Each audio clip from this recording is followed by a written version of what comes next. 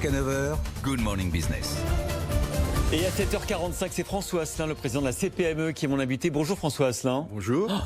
Toutes les entreprises vont vous envier là. Vous avez devant vous, sur le bureau, sur ce plateau, le nouveau protocole sanitaire qui est sur lequel vous devez donner votre avis d'ici 16h. C'est le projet, oui. C'est le projet. Peut-être que demain, Emmanuel Macron va le valider avec vous à l'Elysée, puisque vous serez avec tous les partenaires sociaux à l'Elysée.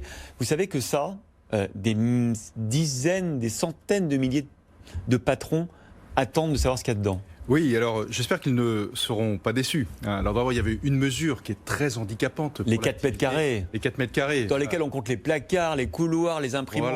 Voilà. Il y a beaucoup d'entreprises où c'est seuls 20% des salariés en vérité qui peuvent venir. Oui, donc vous aviez deux solutions. Soit vous sacrifiez l'activité économique de votre entreprise avec toutes les conséquences directes pour l'entreprise, de baisser le rideau. Soit vous vous affranchissez de ces règles et là vous êtes exposé bien sûr en responsabilité d'une façon majeure. On ne peut pas s'affranchir. Alors, ne nous faites pas languir. Vous avez devant vous ce document. Est-ce que c'est juste, ce document dit en une phrase, je vois qu'il y en a plusieurs malheureusement, est-ce qu'il aurait pu dire, maintenant c'est 1 mètre de distanciation physique, point barre. Alors c'est sûr qu'il y a 14 pages pour nous dire ça, mais bon, on ne dit pas que ça. Mais il y a quand même cette mesure qui dit que, alors d'abord, vous savez qu'en matière de santé-sécurité, il faut privilégier les règles collectives, de protection collective, avant de privilégier les règles de protection individuelle. C'est-à-dire que là, eh bien, dans le texte, on dit que la distanciation physique reste la règle et qu'il faut respecter cet écart d'1 mètre. Donc là, voilà, on n'a pas de crainte entre nous deux. Voilà, on a bien ce mètre de distance. Si vous ne pouvez pas respecter ce mètre de distance, vous devez porter le masque. Finalement, c'est ce que nous demandions dès le départ. Mais pourquoi c'est du bon sens. 3 lignes, ça suffirait pour dire ça? Oui, ça suffirait. Sauf que là, vous voyez, par exemple, maintenant, il faut un référent Covid dans chaque entreprise. Non. Si, dans une entreprise dans toutes les entreprises, voilà, dans les entreprises de moins de 10 salariés, ça peut être le chef d'entreprise. Au-delà, il faut un référent Covid dont la mission sera d'informer, de vérifier que les mesures ont bien été expliquées aux salariés, affichées dans l'entreprise.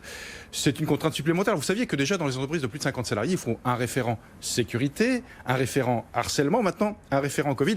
On va finir par avoir des entreprises de référents. Ouais, c'est ça. Bref, voilà. Donc, c'est une obligation supplémentaire. Je crains que beaucoup d'entreprises et d'entrepreneurs ne le découvrent jamais, cette chose-là, et finalement ne savent pas qu'il faut nommer un référent Covid. Alors nous, bien sûr, si ça reste tel quel dans le texte, il faudra bien que nous informions tous nos adhérents. Il y a d'autres contraintes de ce type? Alors, vous avez, il y a quelque chose qui reste un petit peu encore flou et qui peut être soumis sujet à beaucoup d'interprétations. C'est tout ce qui concerne la manutention d'objets qui passent de personne à personne, que ce soit vers un client, que ce soit entre deux salariés. Les colis, par exemple. Eh bien voilà, les colis. On dit qu'il faut désinfecter ces objets. Imaginez dans un supermarché comment ça doit se passer si vous. On dit ça dans le protocole. Oui, c'était déjà dans les précédents protocoles, si vous voulez. Donc ça reste en place. Donc certains pourraient en faire une interprétation exhaustive, qui fait que de toute façon, demain, vous pouvez quasiment plus échanger. Ou alors, il faudra à chaque fois désinfecter un objet dès que vous mettez les mains dessus. Du coup, vous allez faire des réserves, j'imagine, sur ce document d'ici 7 heures. Oui. Alors, on va faire des réserves, entre autres, là-dessus, entre autres sur les référents Covid, parce qu'on ne voit pas très bien ce que ça va apporter de plus dans l'entreprise, sinon que d'exposer une fois de plus l'entrepreneur, si jamais il avait omis de nommer un référent Covid. Bon, voilà, s'il veut le faire, tant mieux. S'il ne le fait pas, je pense qu'il ne faudrait pas, entre guillemets, le poursuivre. Le principal, c'est que les mesures soient bien sûr respectées. Et finalement, vous savez, ce qui peut beaucoup aider les entreprises, c'est le civisme de tous les Français. Le fait de porter naturellement son masque lorsqu'on rentre dans un supermarché ou dans un commerce, ça me semble naturel. Ça peut aider les salariés de ce commerce et puis aussi son employeur. Dans tous les endroits où il y a du monde, où c'est couvert, effectivement, il faut être maintenant raisonnable. Il y a beaucoup de sujets. Demain, à l'Elysée, à 16h, avec les autres partenaires sociaux, vous allez, François Asselin, discuter avec le président de ce nouveau chômage partiel de long terme. Est-ce qu'il concernera aussi les PME ? Il peut concerner les PME, alors certainement moins, je dirais d'une façon moins importante que les grandes entreprises, mais vous savez, il y a encore peu de temps, on était vraiment en difficulté pour recruter les compétences dont nous avions besoin. Souvenez-vous, nous cherchions des salariés, nous ne les trouvions pas. On vous invitait et vous nous disiez on n'arrive pas à trouver les compétences. Oui. Donc là, on est complètement dans un environnement différent, malheureusement.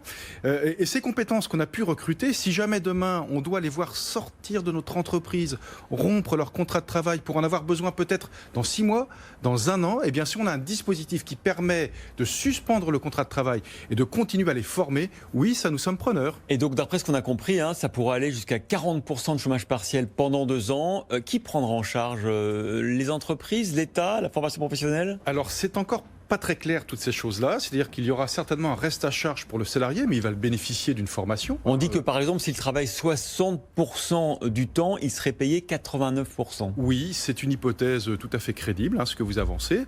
Il n'en demeure pas moins qu'il va rester dans l'entreprise puisque son contrat de travail reste en activité. Bien sûr. Par contre, il va pouvoir se former, donc il a quasiment la totalité de son salaire, moins 10%. Nous ne savons pas quel sera, s'il y aura un reste à charge pour l'entreprise. Nous aimerions bien évidemment que ce soit gratuit, entre guillemets, pour l'entreprise, que ça ne pèse pas plus sur les comptes de l'entreprise parce qu'elles sont dans une période extrêmement difficile. Et puis deuxièmement, il y aura certainement un apport de l'État via la formation professionnelle continue pour tout simplement payer ce temps de formation. Merci infiniment François Asselin d'avoir révélé pour nos auditeurs et téléspectateurs en exclusivité ce qu'il y avait dans ce document. Vous allez nous en laisser une copie qu'on puisse... Ah non, j'ai pas le droit. Vous n'avez pas le droit de le décortiquer. Non, bon, en tout cas, merci. J'ai pas le droit, mais il y en avait dans les Échos, alors voilà. Mais il y avait beaucoup moins que ce que vous donniez. Ah, tout à fait, oui, il n'y avait pas le document. Mais là, franchement, champion du monde. Merci François Asselin. Et puis bonne réunion demain à l'Élysée avec Emmanuel Macron sur ce dispositif de chômage partiel de longue durée.